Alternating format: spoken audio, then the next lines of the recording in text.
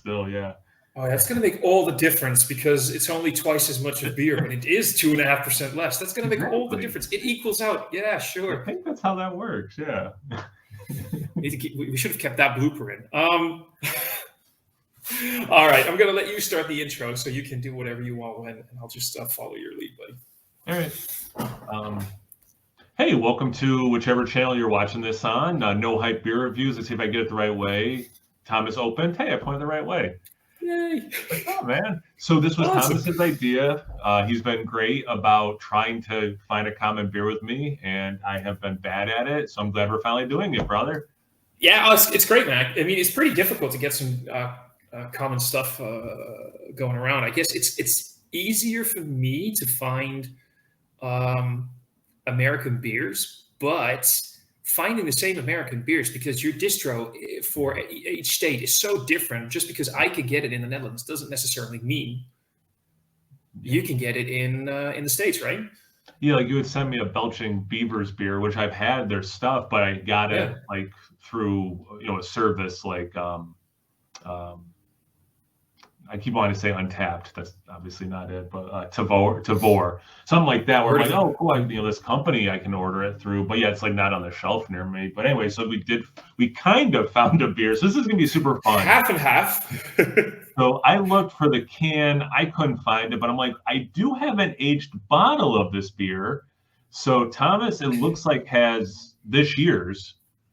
From what we can figure, maybe somebody can help me out, because in the comments, if you know anything, mine says 22033, so 22033, and then the rest is a bit smudged, which makes me believe this was canned on somewhere in March of this year.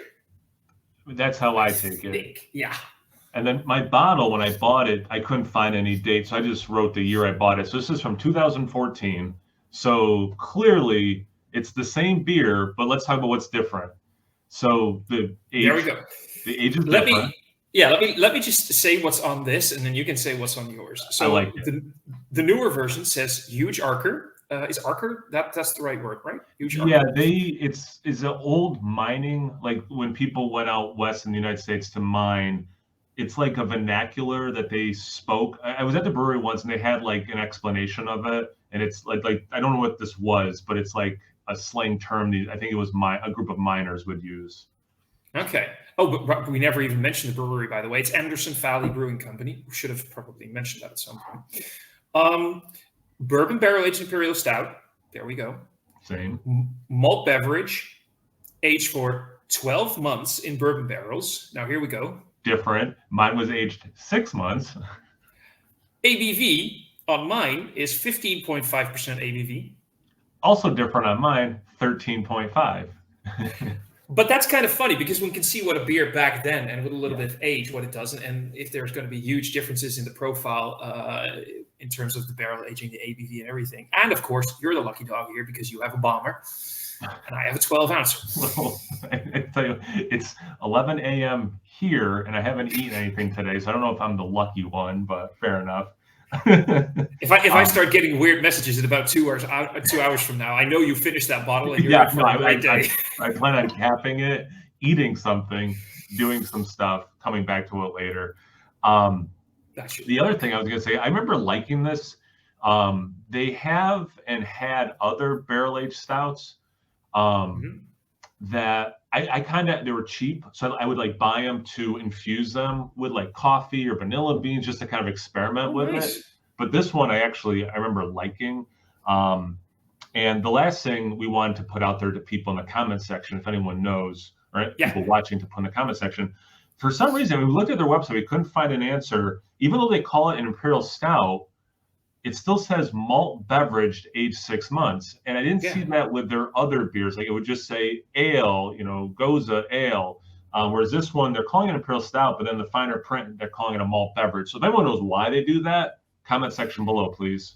The only thing I can suddenly think of, I'm not sure if I'm right, could it mean that maybe it's not 100% malt barley? That maybe they use corn or something else. Oh, interesting. Okay, that's interesting. That it's not. I just suddenly popped to that maybe it's not 100%. But that's the thing, and I noticed this on some other American beers, it doesn't say anything about ingredients. Now, as far as I know, in the Netherlands, you have to put your ingredients on there. You have to put on like malted barley, oats, or whatever. And I often find American brewed beers where it doesn't say anything about anything like that. Is that not necessary by law? It's not, and it drives me crazy. I know amongst our circle of friends, there's disagreement about if they should or shouldn't require it. I want everything I consume to have every ingredient listed, and it drives me crazy that beer doesn't have to do that. Yeah, it drives me absolutely up the wall. From the respectable breweries, I'm not worried that there's going to be something tricky or bad in there, but I just like to know, hey, is it 100% malted barley, or is there oats, or is there lactose, for example? That's a big one. That's the one I was thinking, like, especially people with like dairy allergies and things like that. It's like nut allergies. We have a brewery here in the Netherlands, Moersleutel, who make a lot of pastry stouts with nuts in it. So even though they're non-nut stouts are, of course, brewed without nuts, they will still label the labels as in this product was made in a company, in a factory, a brewery, whatever, where nuts have been handled. So, be careful. They just put it on there just in case. Yeah. I hope they wash their hands after they handled their nuts, but yeah. Sorry. Your first beer, right? Yeah, you're. Yeah. Okay. Anyway. But speaking of the beer, we should get into it. Let's see who has the dirtiest glass, because that's been an issue for. Well, I'm on a streak with dirty glasses. I don't get it. I didn't do anything different. Me same here. All that glitters is not Paliki gold. Mine pours with sort of like the consistency and color of cola. So the opacity, you know what I mean? The clearness of it, does that make the color of it, the way it pours, the thickness of it, that looked like cola. Yeah, it's really dark brown, and then when it gets concentrated, it looks like it's stout. It definitely looks like a stout, but like it is black-ish with a lot of brown mixed in. I think you saying cola is spot on. It's so odd.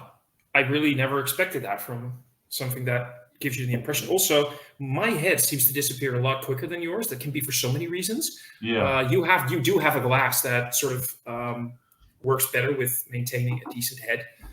But look at how this is basically almost. I can put it here. You can see how it's almost gone. Yeah. Yeah, mine. Yeah. I mean, I didn't watch how you poured or anything, but I don't think it was probably that different. But yeah, but again, that's what, because we talked about, like, should we even do this review or not, since they're different. And at the time, we didn't realize how many differences. We just knew the age was different.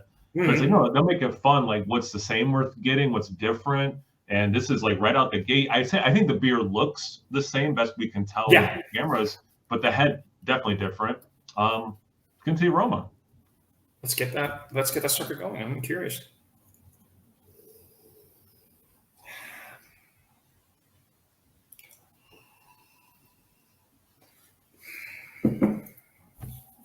Okay, so that's definitely very bourbon forward for me. I don't know how yours is after 8 years, but this is definitely very bourbon forward. I get oak. Like, oak is the first thing I get. But again, 6 months versus 12 months. So it kind of, actually, to me, it makes a lot of sense. And like you said, the age of the beers while we're consuming, or when we're consuming them. But that extra 6 months, no wonder yours is getting more of that bourbon whiskey thing. There is definitely everything from a bourbon. But here's the thing. Every now and then you get a beer where you just immediately pick up all the different aromas. And here the big thing first was just, if you ever open up a bottle of bourbon, a fresh bottle of bourbon, you open it up and you immediately get that whiff smell of bourbon. Just undefined. It's just bourbon. That's what that was. There's hints now, very wet oak. I'm getting a soft char note. And the beginning, sometimes that, especially with those big bourbon barrel beers, any barrel-aged beer, you need that. You need a couple of moments, sometimes more than half an hour, for the aroma to open up. Yeah. You have that. Now there's that lingering of that bubblegum sweetness thing. and a hint of vanilla. But still, it's mostly what I'm getting is notes of bourbon, everything you'd expect from a bourbon. Everything you're saying about the bourbon is oak for me specifically. Like, but I get some char. I get, you know, what's really interesting is I'm getting this like charred marshmallow, which usually means I'm getting vanilla. I'm not getting much. I know I'm the vanilla police. I'm not getting much vanilla, but I am getting this charred marshmallow. So I guess like a burnt sugar note maybe is what that is. I understand exactly what you mean because I've had that in some of those beers, but this is more towards, because like you just said, a burnt marshmallow, you start thinking like the burnt caramel, you get the burnt sugars. Yeah. This is more, if I remember correctly, American marshmallows usually have vanilla in them, right? I associate marshmallow with a vanilla taste to some degree, yeah. Here, it definitely is just more mellowed vanilla for me. Like if you take a vanilla pod, a decent vanilla pod, and you rub it a bit between your fingers and then smell that, you get like soft, you get that scent of, it could be sweet, but not like what you just said, the marshmallow thing. It definitely is more of a softer, mellow vanilla. I have a vanilla bean. I might do an experiment with the rest of this bottle. Now I'm thinking about it. That could be fun. Now for the like stout, so we're talking a lot about barrel specifically, but the stout part of it, and again, this might be the age for me. It reminds me back in the day, I would make hot chocolate, but I would use water. I didn't realize that some people would do milk, and it's like a watery chocolate kind of a smell. It's not super like luxurious chocolate is what I'm getting at. But again, that could be age. It could be a little stale. How about you for like typical stout notes? That's what I'm trying to figure out here. And that bourbon is still a bit heavy. It's not super boozy, thankfully, but it's still quite present. I am getting that sort of caramel toffee note a little bit. Ooh, okay. And under that, it's mostly sort of like a roasted bitterness, sort of like from a generic cup of coffee. Nothing like bold roast, nothing like bold espresso or something. It's just like a generic roasted coffee sort of bitterness thing. I'm not really getting anything that reminds me of chocolate just yet. That coffee, like watered down, like I'm talking about like the chocolate note I'm getting. Yeah, it's like day old coffee that wasn't made particularly strong. So that sounds like we're getting the same note there. So that's cool. The sort of like the caramel vibe that I'm getting, and this could be a combination of roast invoking a bit of a nutty thing every now and then. I am getting a little bit of like the sort of caramel that you could get from a chocolate candy bar, from like a Snickers or something like that. So there's that generic vibe of that sort of sweetness. But again, nothing very impactful, nothing very big or bold or huge. With all due respect to Anderson Valley, if they see this, I'm very sorry because I always hate if I talk negatively about a beer. I don't want to be too negative, but it's all a bit basic. Yeah. Which doesn't have to be a negative thing per se. It can still be enjoyable. It can still be, but I mean, let's just throw this out there. Season's coming up. What is the bourbon barrel aged beer that people are already talking about again? Yeah. You're looking at the ABV here. You're looking at 12 months for me in a bourbon barrel. That's one of the first things that you're going to think about. Yeah. It is no way near that level of richness, of thickness, of boldness. He's not there, the viscosity. Here's the thing. Matt always says this in his reviews as well. I say it often as well. I know we all do. You can't smell bitterness. You can't smell sweetness. You can't smell all of these things. It's associations with what you've tasted before. When you smell BCDS, you smell viscosity, you smell thickness and luscious mouthfeel. Same here. Nothing smells like it's going to be thick or you know. Exactly. You want to go see what this tastes like? I do. So do I. All right. Cheers, buddy. Thomas.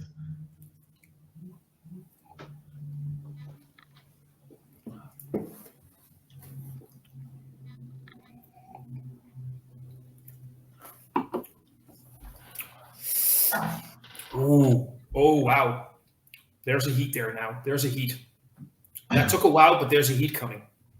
Yeah, it hits you with the heat, with the dryness of it, big in the Dry. back. Here's a question. Definitely drying. Are you getting a sort of like an acrid burn bitterness thing? Hmm. Like burnt or Yeah, almost like, well, the acrid, burned, dry. So here's, have you ever had, I know you're vegan, but were you always vegan or have you no, I had meat in haven't the always past? been. Yeah. Okay, so do you remember if you had barbecue and you had a little bit of a char going on, but it just went too far? Yeah. Yeah. The burned, acrid bitterness from Yeah. like that. And interestingly, why does it remind me of that? There's sort of like a licorice thing, which can be a savory note, which Mm. reminds me specifically of savory birds. That's what I'm getting in the background here. So this is another similarity we're having. Like the last moment there's still wetness from the beer on my palate, I get black licorice. And Yeah. then that we both had the same experience where it's like this, not alcohol burn, but yeah, like this big warmth. Yeah. And then yeah, like this burnt beyond charred note. So that's definitely the same. Right?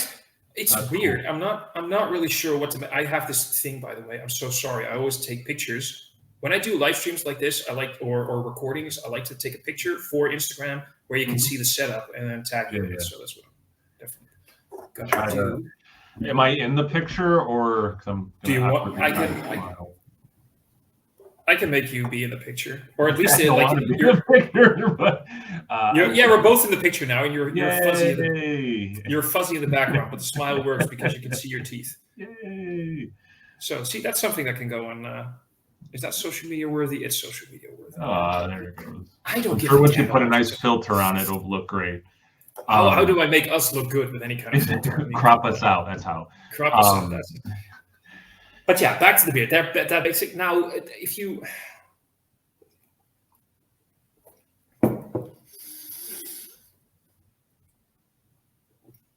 If I look for it, if I focus on it, yeah, there's again that sort of, I'm not going to say weak coffee, but generic filter drip coffee. There's a little bit of caramel. I'm still not getting a lot of chocolate. If I'm getting chocolate, it's because that caramel vibe, the coconut vibe from the bird. Are you getting coconut, by the way? I'm getting a little bit of coconut.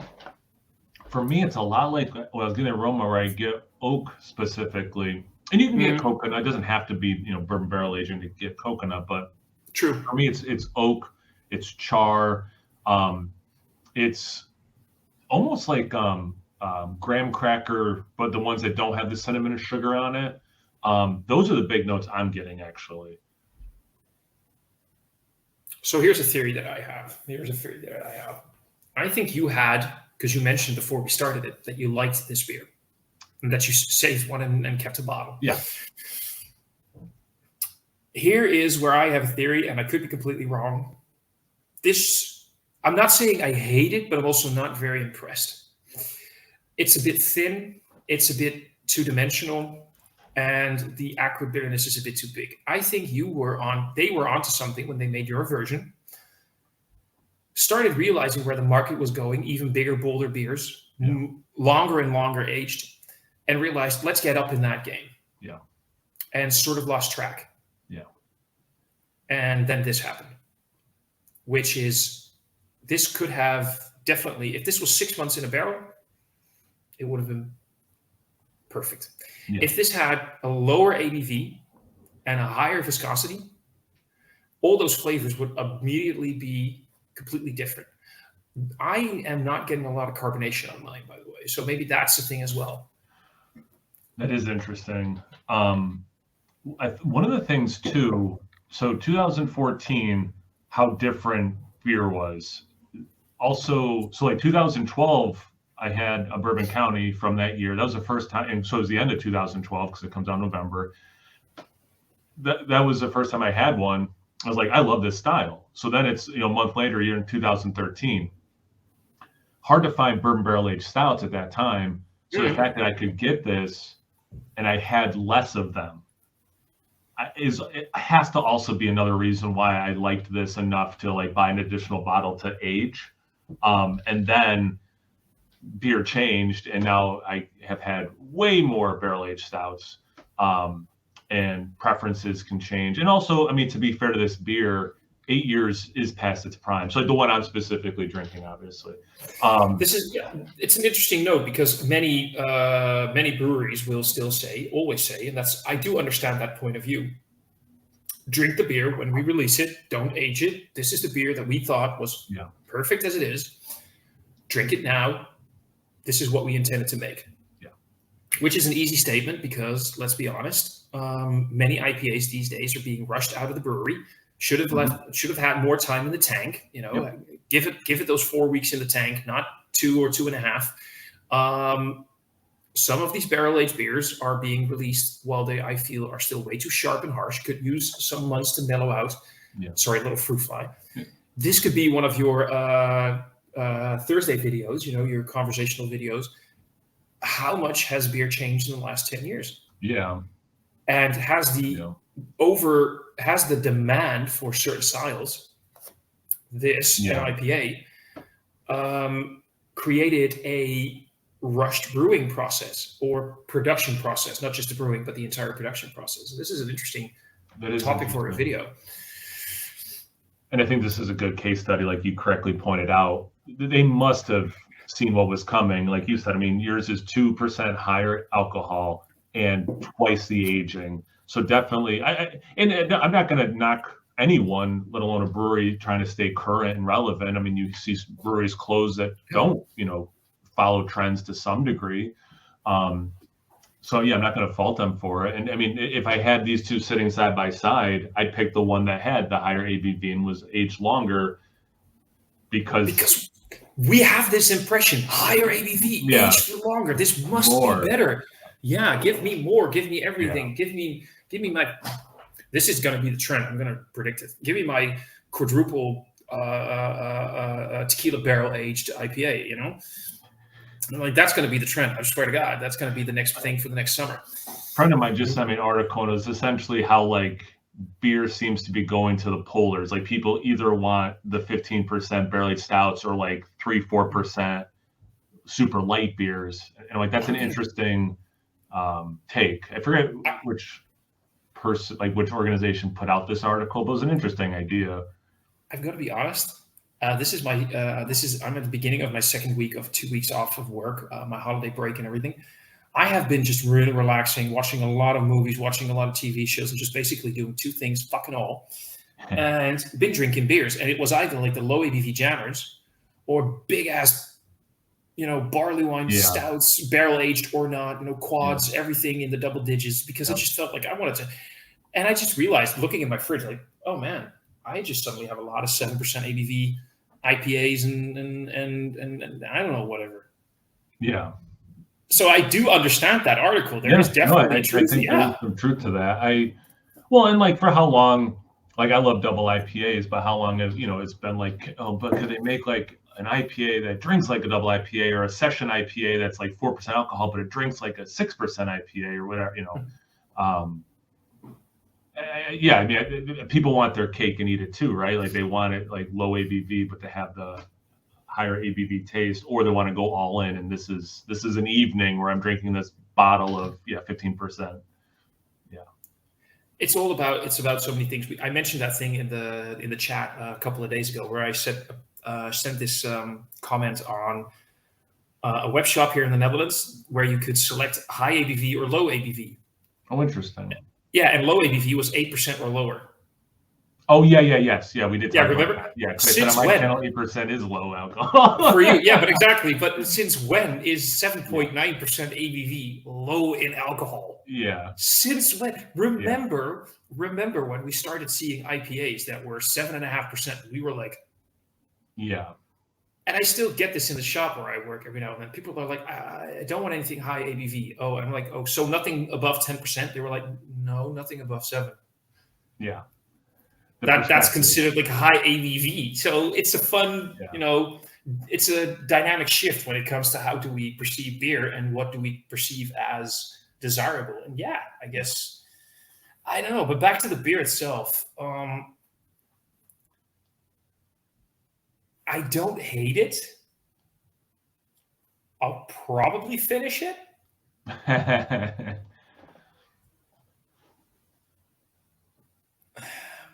Oh, I'm not loving this either. I mean, No. and again, I, to be fair to them, 8 years, in the bottle, so that's on me. But and again, I think from 8 years ago, I've just had so many way better beers in this style. And I like Anderson Valley. I mean, this is, I like plenty of stuff that they make, and I've enjoyed their brewery. So I'm not like writing them off or whatever. But yeah, for me, I'll put it this way: if I could go back in time and be like, hey, don't drink that or don't buy that bottle. It's not going to be worth aging it. Or buy it, but give it like 2 or 3 years instead of 8. Or drink it fresher, maybe. Yeah, drink it fresher. Yeah. I think what I'm going to do, because I can't cap it like you can, but I can't put like a coaster or something over the glass. I think I'm just going to give this drink something low ABV, like maybe like a session IPA or something in between. Make some dinner and get back to this in maybe like an hour or so or 2.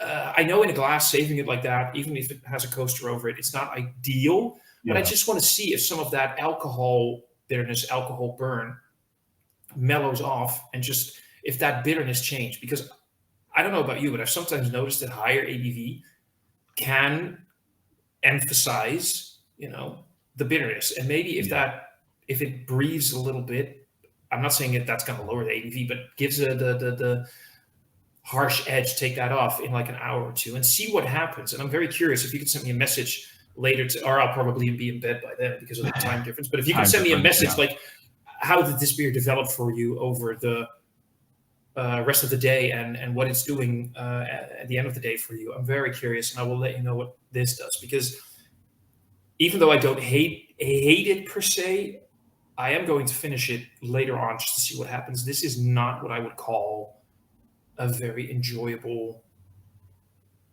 bourbon barrel aged imperial malt beverage.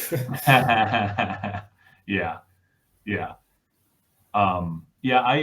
I have it came actually with a can of dog food I bought, but I'll try to find one. But it's a plastic lid, and so like I open up the wet dog food. I don't use the whole thing. I can put this on, put it in the refrigerator, but it fits on cans. It fits on crowlers. So I want to get another one because I use that one for dog food, but so I can use put it on for top of cans. Yeah, that would be lovely, because then you can just pour it back and then put that on and give it put it in the fridge, give it like a day or whatever. Yeah. So, last thoughts for you for this beer? Yeah, I mean, 2014 no hype beer reviews, which didn't exist then.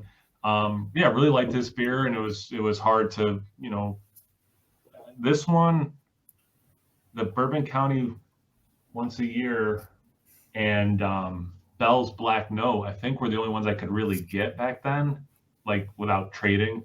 But yeah, 2022 no hype. This isn't too much for me. Yeah. This is definitely no hype. And again, I like Anderson Valley. Nothing against them as a brewery; they do make really good beer. But yeah, this just, I mean, you maybe like as an intro, like if you're like a kind of like stouts and whiskeys, so like there's a beer that's both, like maybe this is a good starting point, but this is not a good, you've had world-class ones, then you come to this, it's not in that conversation. What I will say as a positive, with the euro dollar being basically the same right now, I think this was like €8. Okay. So in terms of, best bang for your buck. Yeah. Well, is it best bang? But in terms of the price, quantity, barrel-aged stout from America, for me, usually something like this would be a little bit more pricey. Yeah. All in all, at least it gave us a fun review and a chance to do something together again. Exactly. And that's awesome. So if you're watching this on whichever channel and you're not subscribed to the other person, that's weird. So we will put information in the description box, so you can go to the other person's channel and make sure you subscribe. Yeah. As we all know in the group, Ryan over there is one of the best dudes out there. Ridiculous. We have gone for about 30 minutes of enjoyable time, And I just had to ruined do it it again. I just at the end. If you're watching this on my channel, don't even go to Thomas's channel. He barely reviews in English, so you won't understand what he has to say anyway. So I just recorded one yesterday. Just for you, because it was a bourbon barrel aged big beer. I figured, you know what? Yeah. Kyle. All right, you can go to his channel and check him out, I guess. All right. So it's on both of our channels. Generic signing off. And for my Dutch viewers, just make sure you follow No Hype Beer Reviews. Go follow Kyle. Go check his shit out, because his show and his shit and everything. And make sure you go there, hit that subscribe button and the notifications and everything. I'm going to already, by the way, by the time this comes out, it's going to be about a month off. So I am already going to wish you a very happy Beer Chupabalooza. It's coming up. It's coming up. It's going to be fun. If you guys are doing anything live, I'll try and join. That'd be fun. We haven't talked about that kind of thing yet. We'll talk about that. I like that. Yeah. All right. Well, thanks for the idea, Thomas. Thanks for, I'm been so lame about initiating any sort of hangs with anyone. So I appreciate your tenacity. Like, well, what about this beer? Well, what about this beer? So it was awesome and had a lot of fun. And same, bro. Same. It was fun. Bye, YouTube. Check you later. Cheers, guys. Bye-bye.